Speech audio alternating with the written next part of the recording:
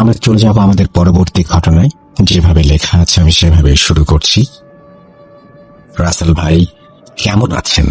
আমি ভাবছিলাম ভূত এফএম যোগাযোগ করব, আর তখনই ভূত এফএম বন্ধ হয়ে গেল।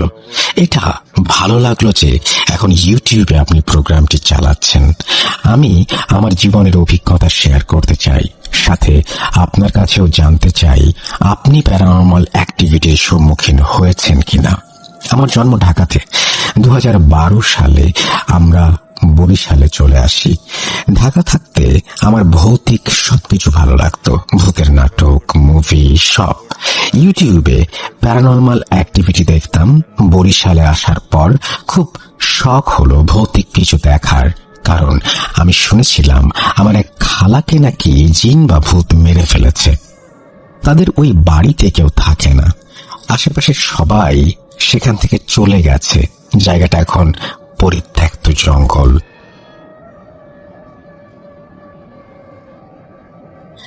জায়গাটা হলো রাংতা আলীর বাগান নামে পরিচিত।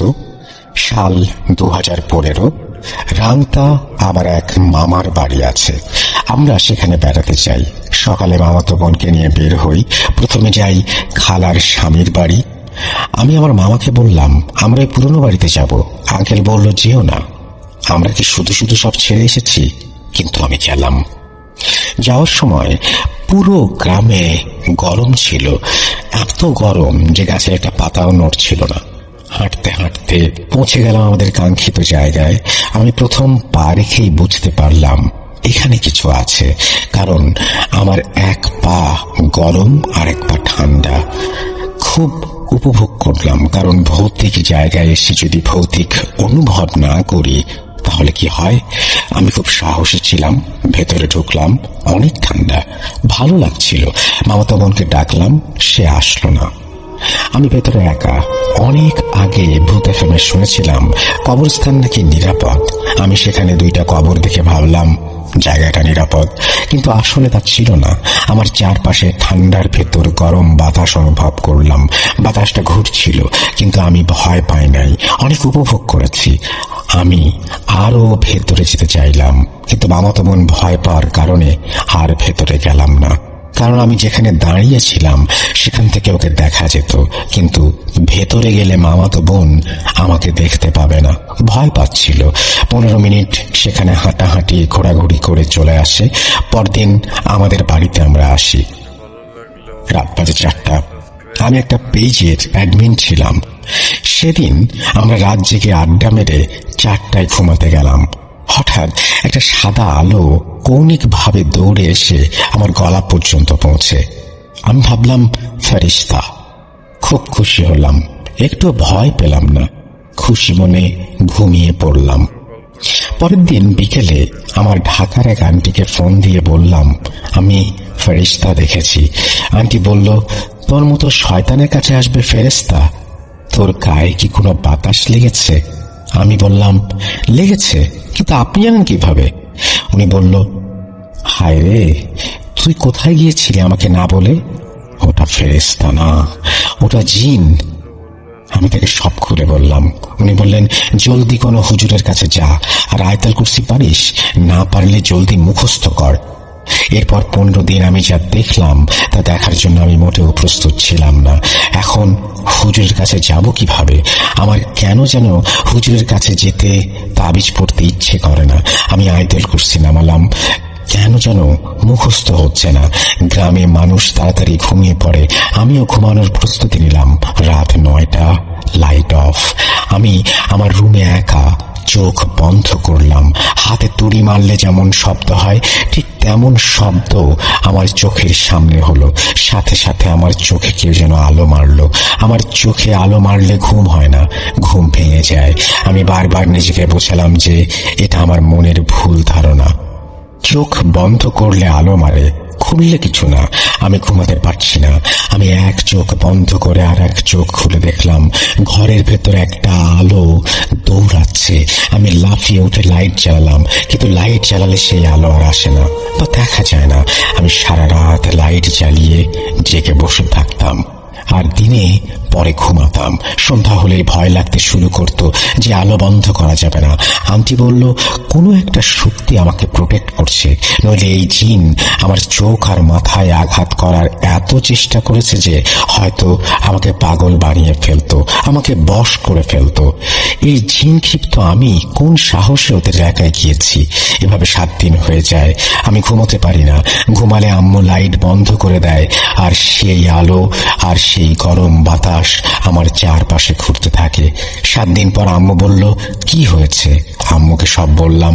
আম্মু অনেক বকাবকি করলো, কিন্তু আমি হুজুরের কাছে যাব না। আম্মু, ছোট ভাই, আমি এখন একসাথে ঘুমাই। ঘুমালে কি হবে?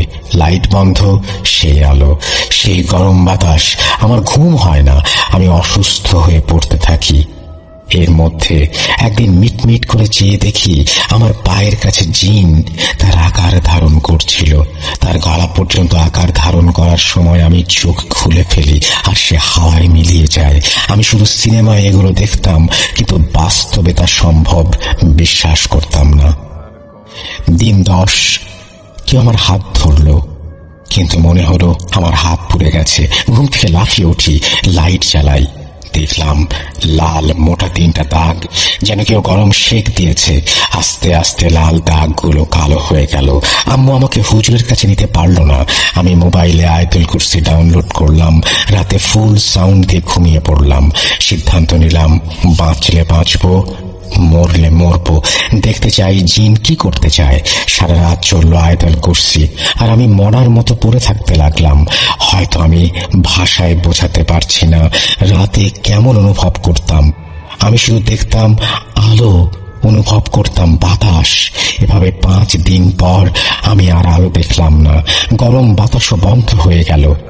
15 দিনের দিন রাতে আমি ঘুমাই নাই। আমি জানি 15 দিন না ঘুমানোর অনেক কষ্ট। আমার হাতের সেই লাল দাগ কালো হয়ে গিয়েছে। আমি সেই দাগ ওঠানোর চেষ্টা করি, কিন্তু ওঠে না। আমরা বাসা চেঞ্জ করি। যেদিন বাসা চেঞ্জ করি আমার হাতের দাগ একা একা চলে যায়। বাসায় প্রথম কয়েকদিন ঠিক ছিল, কিন্তু কিছুদিন পর প্রতিদিন রাত 12টায় ছাদে রড বাড়ি দেওয়ার শব্দ পাওয়া যেত। বাড়িওয়ালি বারবার বলেছিলেন বাড়ি বন্ধক দেয়া। আমি বললাম বাড়ি বন্ধক দেয়া হয় নাই। আমার হাতে আমার কালো দাগগুলো দেখালাম। প্রতি রাতে এরকম রড পেটানোর শব্দ।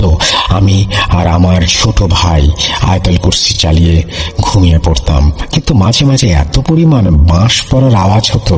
আমার আব্বু ছাদে উঠে দেখত, কিন্তু ছাদে গিয়ে কিছুই পেত না। আমার ভূত দেখার স্বাদ খুব ভালোভাবে মিটে গিয়েছিল। মাঝে মাঝে আমার সাথে এমন হতো, আমি সবাইকে দেখতে পাই, শুনতে পাই, কিন্তু হাত পা নাড়তে পারি না, কথা বলতে পারি না। অনেক কষ্টে দোয়া পড়তে পারলে তখন স্বাভাবিক হই। আমি একটা স্কুলে খণ্ডকালীন শিক্ষকের চাকরি নেই।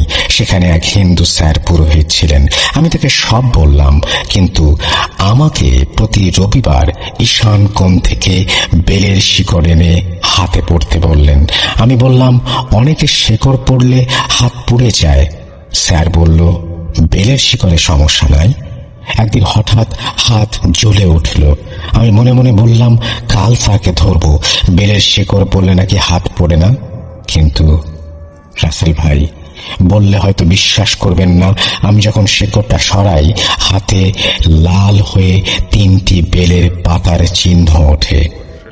স্যারকে জিজ্ঞেস করলাম, স্যার কিছুই বলল না। এভাবে মাঝে মধ্যে এখনো অনেক ভৌতিক কিছুর সম্মুখীন হই, কিন্তু মাঝে মাঝে ডাউনলোড করা সূরা ছাড়লে ওরা এমন ভাবে রেগে চলে যায় মনে হয় ভূমিকম্প হচ্ছে। এখন আলহামদুলিল্লাহ আগের চেয়ে ভালো আছি, কিন্তু এখনো মাসে 1 বার বা বছরে 2 বার এমন কিছু দেখার সুযোগ হয়। আমি কিন্তু আর দেখতে চাই না, কারণ আমি জানি 15 দিন না ঘুমানোর কষ্টটা কিরকম। এই বলে তিনি তার ঘটনা শেষ করেছেন। Thank you very much. আপনাকে আপনার ঘটনার জন্য অসংখ্য ধন্যবাদ। আশা করছি এই ঘটনাটা আপনাদের ভালো লেগেছে। যদি ভালো লাগে অবশ্যই আমাদের জানাবেন, যদি ভালো না লাগে তাও আমাদেরকে জানাবেন। আমরা চলে যাব আমাদের পরবর্তী ঘটনায়। আশা করছি আমাদের আজকের এপিসোডটি আপনাদের যথেষ্ট পরিমাণে ভালো লাগছে। চলুন কথা না বাড়িয়ে পরের ঘটনায় যাওয়া যাক। Welcome back. আপনাদের সবাইকে আরো একবার স্বাগত জানাচ্ছি আমি রাসেল। আশা করছি আপনারা সবাই ভালো আছেন, ভালোর দলে আছেন। আমিও ভালো আছি, ভালোর দলে আছি। অনেকটা পথ, অর্থাৎ 2010-এ আমরা শুরু করেছিলাম, এখন 2024ও শেষের দিকে, মানে শেষ হতে চললো। তো এই 14 বছরের একটা লম্বা সময় আমরা যে ভয়ের ঘটনা সংগ্রহ করে যাচ্ছি, এইখানে সবচাইতে বেশি আমাকে কয়েকটা প্রশ্ন শুনতে হয়েছে যে যারা ঘটনা বলছেন তারা কি সত্যি বলছেন। আমি সামনাসামনি যখন কারো ঘটনা শুনি বা কারোর সাথে যখন ওভার দ্য ফোন কথা বলি তখন মোটামুটি একটু বুঝতে পারি, কিন্তু সামনাসামনি কথা বললে জিনিসটা পরিষ্কার হয়ে যায়। এবং অনেকেই আমি দেখেছি কথা বলতে বলতে কোন ধরনের একটা আবেগময় পরিস্থিতির সম্মুখীন হন। এটা কিন্তু নর্মাল কিছু না। আসলে একটা মানুষ বানিয়ে বানিয়ে কয়টা ঘটনা বলতে পারে বা কেন বলবে, আপনি বলুন। আর সত্যি কথা বলতে কি, যদি এই সমস্ত ঘটনা একেবারেই না ঘটতো তাহলে প্রত্যেকটা পরিবারেই এরকম একটা ইতিহাস আছে কেন? প্রত্যেকটা পরিবারেই কারো না কারো আপনার খুব কাছের মানুষের, একেবারেই রক্তের সম্পর্কে যারা, তাদের মধ্যে একজন না একজনকে পেয়ে যাবেন যিনি কোনো না কোনো ভাবে এরকম ঘটনার সম্মুখীন হয়েছেন। মানে আপনি বলতেই পারবেন না যে এই ঘটনাগুলো কি আসলেই ঘটে। হ্যাঁ, ঘটে। পরিবারের কেউ যখন বলে তখন আমরা খুব আগ্রহ নিয়ে সেটা শুনি এবং বিশ্বাস করি, কারণ পরিবারের কেউ বলে মানে আমার মামা বলছেন, আমার চাচা বলছেন, আমার দাদি বলছেন, আমার নানি বলছেন, তারা তো আর মিথ্যা কথা বলতে পারেন না। কিন্তু সেই ঘটনাটা শুনে এসে যখন আবার ভূত চটকামে আপনিই বলেন, তখন আপনার এই ঘটনা শুনেই হয়তো অন্য একজন আপনাকে জাজ করে ফেলে। এটা হয়। কিন্তু আমার কাছে খুবই অদ্ভুত লেগেছে অদ্ভুত কিছু ঘটনা। আমি কিন্তু এরকমও দেখেছি যে মানে হয় না যে একটা গেস্ট এসছেন বাংলাদেশের প্রত্যন্ত কোনো অঞ্চল থেকে, আর একটা গেস্ট এসছেন ঢাকা থেকে। তো প্রত্যন্ত অঞ্চল থেকে যে গেস্টটি এসছেন তিনি কিভাবে যেন এসে ঢুকেই, তার সাথে কোনোদিন দেখা হয়নি, কারণ আমি দুজনকে আলাদাভাবে দেখেছি এবং দুজন দুই প্রান্তে থাকেন বাংলাদেশের। সেইখান থেকে তাদের মধ্যে যোগাযোগ হওয়ারও কোনো সম্ভাবনা নেই, কিন্তু ঢুকেই তারা বলল, নামও জানে না, কিন্তু বলল যে আপনি যে ঘটনাটা বলবেন সেই ঘটনাটা আমি জানি। আপনারা এই ব্যাপারটাকে কিভাবে ব্যাখ্যা করবেন, বা এই ব্যাপারটাকে ব্যাখ্যা করার কোনো উপায় কি আছে? কিভাবে ওই ভদ্রলোক যিনি অনেক দূর থেকে এসছেন তিনি আমাদের ঢাকার ভদ্রলোকের ঘটনা জেনে ফেললেন বা জানেন? এই প্রশ্নের উত্তর যদি আপনার কাছে থাকে তাহলে আমি বলবো যে আমাকে জানাবেন। আমিও শিখতে চাই, আমিও জানতে চাই, আমিও বুঝতে চাই। এবং আমাদের একটা রুম ছিল, স্টুডিওর একটা রুম ছিল, যে রুমের মধ্যে যে কেউ গেলেই প্যারালাইজড হয়ে গেছে এরকম একটা অবস্থা তৈরি হতো এবং অনেকে ভয় পেত সেখানে। তো আমরা সবাই একবার এরকম হয়েছিল যে কোন একটা কারণে আমার তখন ঘুমটা ভাই, এখন গল্প তাকায় দেখে যে আমি দাঁড়াই আছি। চোখটা খুলে আমার মাথার উপরে হচ্ছে চোখটা যায়। এখন ফার্স্টে আপনি হচ্ছে লাইক ফোনটা মাত্র ভাঙছে, সো ক্লিয়ার না যে এখানে কি আমি দাঁড়াই আছি কি অন্য কেউ। তো ফার্স্ট সাইড হচ্ছে আমি, সে এখন আমাকে বলতে যাবে যে আমি কেন এখানে দাঁড়ায় আছি। সেটা তখনই তার চোখ যায় তার পাশে খাটে, দেখে যে আমি সেখানে ঘুমাই আছি। তাহলে ওইটা কি যে আমার এই মাথার উপরে দাঁড়ায় আছে? তখন আমার আপু ভালো করে খেয়াল করে যে সেটা সম্পূর্ণ প্রাণী পার্সন, একটা মেয়ে অবয়ব, কিন্তু তার চোখগুলা বোঝা যাচ্ছে, চোখগুলা একে তো লাল আলো ছিল ঘরে, তার মধ্যে আরো লাল হচ্ছে রাগে, চোখগুলো মানে রক্তবর্ণ ধারণ করছে, চুলগুলো বড় এবং ড্রেস ডার্ক লাইট ড্রেস পরা। মানে আপু এত ভয় পেয়েছে যে আপু আমাকে যে পাশ থেকে ডাকবে সেটা পর্যন্ত পারতেছে না। কিন্তু আপু অনেক চেষ্টা করছে আমাকে ডাকার। আপু আমাকে ডাকছে, বাবাকে আমি শুনিনি। আপু আমাকে টাচ করতে পারতেছে না, সে আপু যে বডি মুভ করে আমাকে ডাকবে বা হাত মেরে আমাকে ডাকবে, আমাকে টাচ করবে, এটুকু পারতেছিল না। তখন আপু চোখ বন্ধ করে আপু মানে যা যা ছিল সকল প্রকার দোয়া কালাম সূরা পড়া স্টার্ট করে।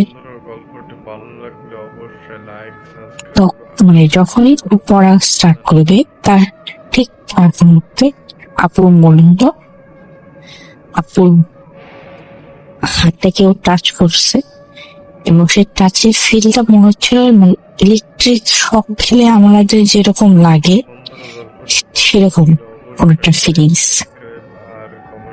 আপু যখন চোখ খোলেনি, আপু পাশ থেকে শুনতে পেল কেউ বলতেছে যেটা আমাদের বাড়ি, আমরা চলে যাও, এটা আমাদের বাড়ি, যেখানে আমরা থাকবো, তোমরা চলে যাও, চলে যাও এখান থেকে। এটুকু বলার পরে আপু সাথে সাথে তখন দোয়া পড়া স্টার্ট করলো, যা মনে আছে আল্লাহর নামে শুরু করলো। একটু পরে আপু স্বাভাবিক লাগলো। তখন আপু উঠে ফোনের লাইট জ্বালালো। আপু সেদিন আর ঘুমাই নেই, আর রাতেও নেই বাসায়। তখন লাইট জ্বালায়, যখন আজান দিছে তখন আপু ঘুমার ট্রাই করছে। আর সকালে উঠে আমাদের কাহিনী বলছে। তো এটা তো কোনো আমাদের কাহিনী। এরপর আসি আমার আম্মুর সাথে দেখতে। তো আব্বুর মাঝে মাঝে কাজের জন্য আউট অফ সাইড টাউন যাওয়া লাগতো। তো তখন আম্মু হচ্ছে একা না হয় আমাদের কাউকে নিয়ে ঘুমাতো, আমার ছোট বোনকে এরকম। তো আমি হচ্ছে প্রায় দেখতো যে একটা কোন স্ট্রাকচার যাচ্ছে। হ্যাঁ, স্ট্রাকচারটা হচ্ছে আম্মুর ঘরের পাশে একটা ব্যালকনি ছিল। ব্যালকনির দরজাটা মাঝে মাঝে খোলা রাখতো, যদি এসি না থাকতো দরজাটা খোলা রাখতো। তখন স্ট্রাকচারটা ওই ব্যালকনির দরজা দিয়ে ঢুকতেছে, যে হচ্ছে ঘরের মধ্যে ঘোরাফেরা করতেছে। আম্মু হচ্ছে তখন ভয়ে চোখ বন্ধ করে ফেলে দোকালাম যা যা মনে হতো, তো একদমই চোখ খুলতো না। হয়তো যেন চোখ খুলে কিনে কি দেখে ফেল।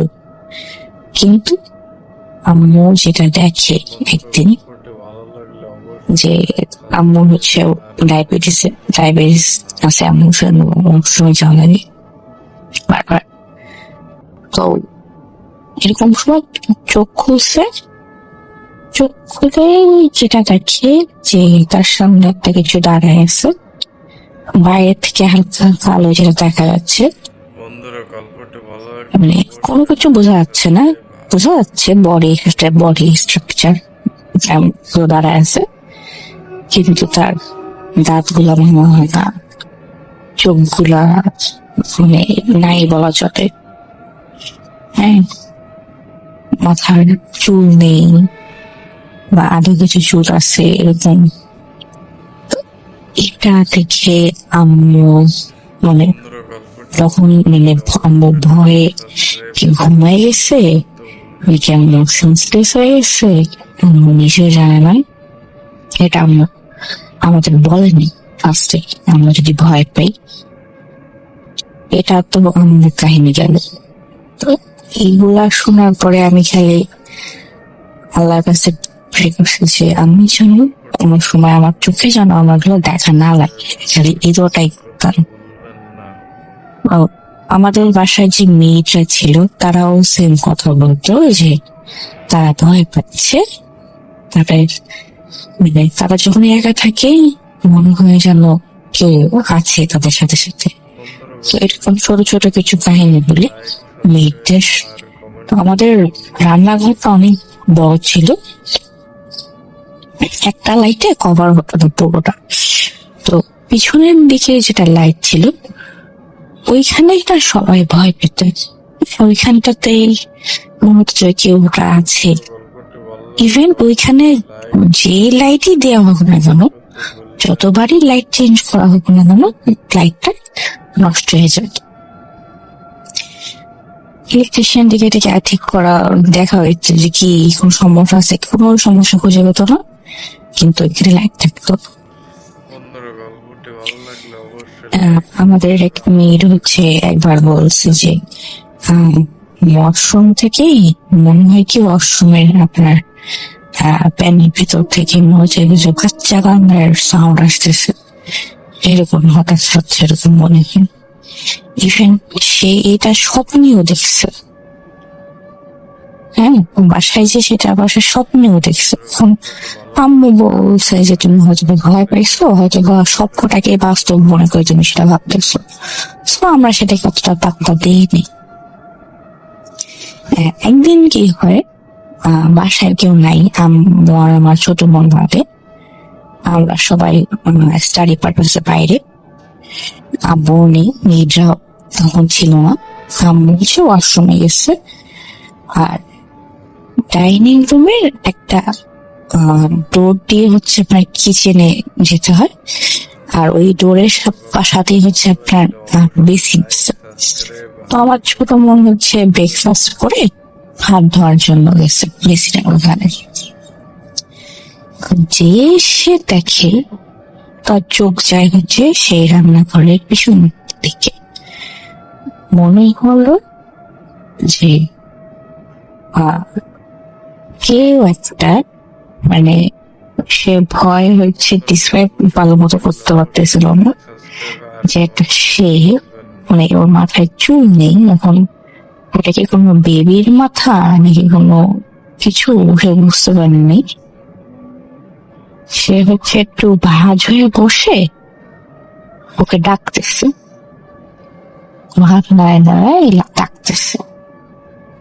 এটা দেখে ও হচ্ছে, যদিও সে ছোট কিন্তু সে কোনো মতো এখান থেকে যে সোজা চলে গেছে ড্রয়িং রুমে যে সে টিভি দেখা স্টার্ট করছে। সেখানে বুঝতেছে সে কি করবে, হয়তো ওর মাথায় কিছু আসেনি, ওর কি এখন ভয় পাওয়া উচিত, চিল্লাপাল্লা করা উচিত।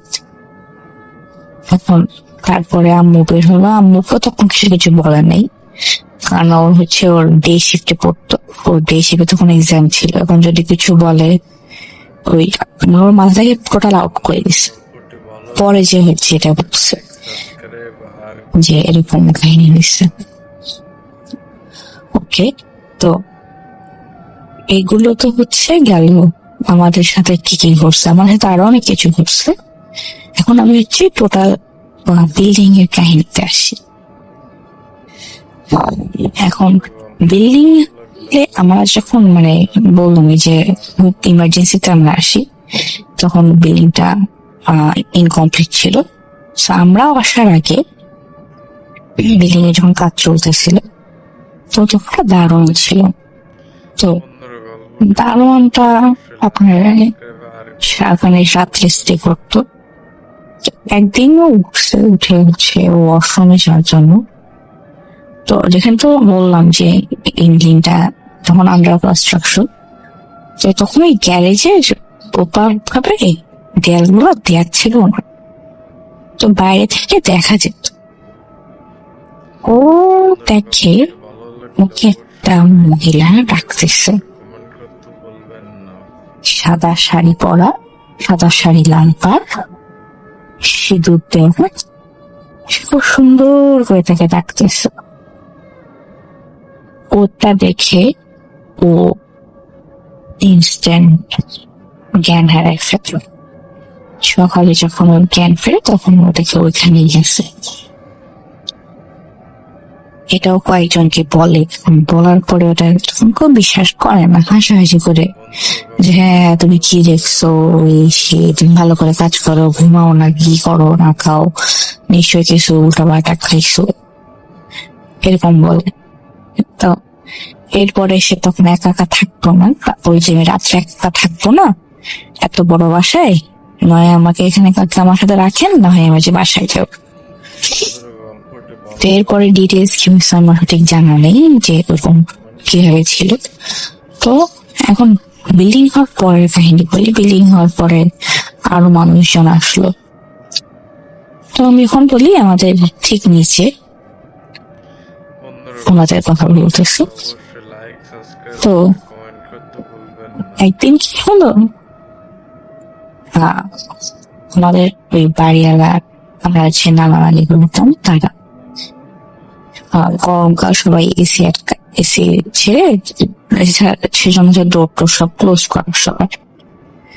তখন রাত, তখন প্রায় 2টা-2:30 বাজে। তার ছেলে আর ছেলের ওয়াইফ থাকতো আরেকটু দূরে, আরেকটু রুমে থাকতো। তারাও সবাই যার যার মতো দরজা আটকে নিয়ে। এখন হঠাৎ দরজায় সাউন্ড, জোরে জোরে, বেশ জোরে জোরে নক করে করে, বাবা দরজা খোলেন, বাবা দরজা খোলেন। তো সবাই সারপ্রাইজ, সবাই বলতে হচ্ছে ওই রুমে যে শুয়েছিলাম, বললাম যে বাড়ির নানিরা। তারাও বললো যে এত রাতে ডাকতেছে, এখন নিশ্চয়ই কোনো দরকার পড়ছে না, এত রাতে ডাকার কথা না। ভালো কথা, উঠলেন, উঠে হচ্ছে বললেন যে বাবা তুমি একটু আসতে করবো না, ইনস্ট্যান্ট মানে কন্টিনিউয়াসলি দরজা না করেই যাচ্ছেন, বাবা দরজা খোলেন, মানে জোরে জোরে দরজা হচ্ছে আপনার সাউন্ড করে করে। এখন মানে যখনও মনে করেন খুলবে, মানে একটা লক খোলা হয়ে গেছে, সিটকিনি খোলা হয়ে গেছে, খুলছে মানে লক খোলা হয়ে গেছে, তখনও সে শুনতেছে যে বাইরে থেকে নকের সাউন্ড এবং তার গলার সাউন্ড। কিন্তু যখনই সে খুলছে দরজাটা ফুললি, দেখে বাইরে কেউ নেই। এখন কারো পক্ষে 1-2 সেকেন্ডে, তো 1-2 সেকেন্ডও না, মানে যতদূর লাগছে আর কি, 1-2 সেকেন্ড এরকম হবে, মানে ওখান থেকে ভ্যানিশ হয়ে যাওয়া। তাও হচ্ছে বড় করিডোর পার হয়ে, ওখানে আশেপাশে কোনো দরজা অনেক কিছু নেই। হ্যাঁ, আর একটা বাচ্চা মানুষটা যে দৌড় দিবে, কোনো সাউন্ড হবে না, কিছু না, একজন বড় ইয়াং মানুষ সে। এখন সে তখনও কিছু ভাবে নাই, ইনস্ট্যান্ট সে ভাবছে কি হলো। সে হচ্ছে তার ছেলের দরজায়, রুমের সামনে যায়, যে দেখে তার ছেলের দরজা আটকানো, এবং সে তখন নক করে তার ছেলের দরজায়।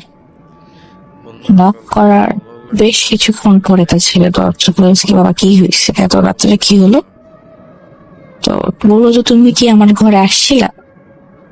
বললো না বাবা, আমি তো ওখানে ঘুমাইছিলাম, কিভাবে আসবো বলেন? তো মানে যদি সে মানে ধরেন আসলে সে নক করছে, কিন্তু তার পক্ষে কিভাবে এরকম 2-3 সেকেন্ড অত বড়টা করিডোর পার হয়ে আসা, আবার ঘরে দরজার কোনো সাউন্ড না করে, দৌড়ানোর কোনো সাউন্ড না করে। আপনি যদি মনে করেন দরজা খুলেও সে যদি দৌড়ায়, তাও তাকে দেখা যাবে কত বড় করিডোর যে তখন সে যাবে। মানে এটা কোনো ফ্লাশ বা কোনো এরকম কিছু টাইপ এরকম কোনো কাজ করতে পারবে না। এরকম মানে মানে নিত্য নতুন একটা মানে কাহিনী হতেই থাকতো। হ্যাঁ, আজকে এই কাহিনী, দিন কাহিনী, তো অন্য আরেকদিন বলবো। আজকে অলরেডি অনেক লং স্টোরি হয়ে গেছে। সবাই ভালো থাকবেন। এর সাথে হচ্ছে আমাদের এই বিল্ডিং এর কাহিনী প্লাস আমাদের ব্ল্যাক ম্যাজিকের কাহিনী, আমাদের সাথে ঘটা ব্ল্যাক ম্যাজিকের কিছু কাহিনী অ্যাড করে একটা ঘটনা পাঠাবো। সবাই ভালো থাকবেন।